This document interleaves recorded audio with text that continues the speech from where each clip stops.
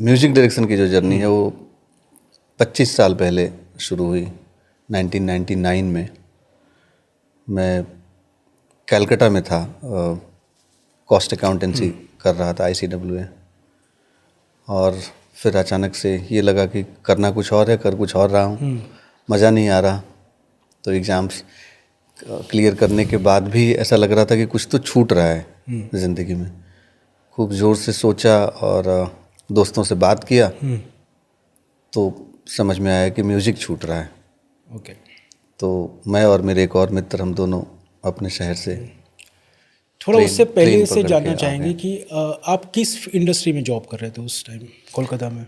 मैं basically accounts का job था। सो ICWA जो cost accountancy and chartered accountancy जो होता है, सो मैं एक मल्टीनेशनल के साथ और काम कर रहा था। म्यूज़िक आप बाद में शुरू आपने किया या म्यूज़िक आप पहले से कर रहे थे? नहीं, म्यूज़िक शुरू करना मतलब प्रोफेशनली यहाँ बाद में शुरू किया, डेफिनेटली बॉम्बे आने के बाद। लेकिन वैसे तो फैमिली में था म्यूज़िक, घर में माहौल था, पापा फ्लूट बजाते थे, घर में सब सुर ताल में हैं, अभी भी हैं। मुझे लगता है ये कुछ चीज़ें होती हैं जो DNA से आती हैं। तो वो ऐसा ही था कि सब लोग घर में गाते बजाते थे, सब लोग सुर में थे। लेकिन हमारे यहाँ का माहौल ऐसा नहीं था कि कोई म्यूज़िक को प्रोफेशन बना सके। राइट। ये एक बात थी। तो प्रोफेशन कैसे बनाए, ये बात, इस बात पे सोचना, और म्यूज़िक डायरेक्शन में करना क्या होता है ये भी पता नहीं था। अच्छा। हाँ, मतलब म्यूज़िक डायरेक्शन क्या, कंपोजिशन करने से म्यूज़िक डायरेक्टर बन जाता है आदमी, और क्या करना होता है, इसकी कोई ट्रेनिंग होती है या आप नेचुरली गिफ्टेड कंपोजर होते हैं, ये भी आइडिया नहीं था। सो गाने कंपोज करते थे। मुझे लगता है मैं 7th 8th क्लास राइट में गाने कंपोज करने लगा था। जो कविताएं मिलती थी कंपोज कर लेते थे। स्कूल का प्रेयर का ट्यून चेंज कर लिया, या कोई रिकॉर्डेड गाना है उसको कंपोज कर लिया। पर तभी आपको ये पता नहीं था कि इसको एज अ प्रोफेशन क्या कहते हैं, ये प्रोफेशन भी है ये भी पता नहीं था।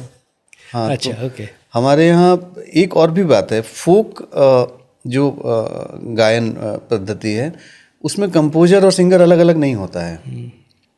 सो जो गाने वाले होते हैं वो कंपोजर भी होते हैं। राइट। या फोक तो जो ट्रेडिशनली चला आ रहा है, तो इस बात पे ध्यान कम होता है कि ट्यून किसने बनाई है, इस बात पे ध्यान ज़्यादा होता है कि गा कौन रहा है, राइट। प्रेजेंट कौन कर रहा है। So it is like combination of everything. So पता नहीं था। तब मुझे याद है हमारे पास, हमारे दोस्त जो है, स्कूलों में तो कोई शेर व शायरी का और वैसा था नहीं ना, वैसी अभी ऑनलाइन है कि आप कोई भी चीज़ चाहो तो उपलब्ध है आपको, उस समय ऐसा नहीं था। तो किताबों में जो कविताएं होती थीं वो कंपोज कर लेते थे। मुझे याद है उस वक्त मदन मोहन साहब का एक बहुत फेमस गाना है जो लता जी और मदन मोहन साहब ने गाया है, हे माए रे। अब ये ट्यून मैंने सुनी पहली बार, फिर मैंने पापा को पूछा ये कौन सा गाना है, और उन्होंने कहा ये गाना है ये, और मैंने उसको कंपोज किया दोबारा से।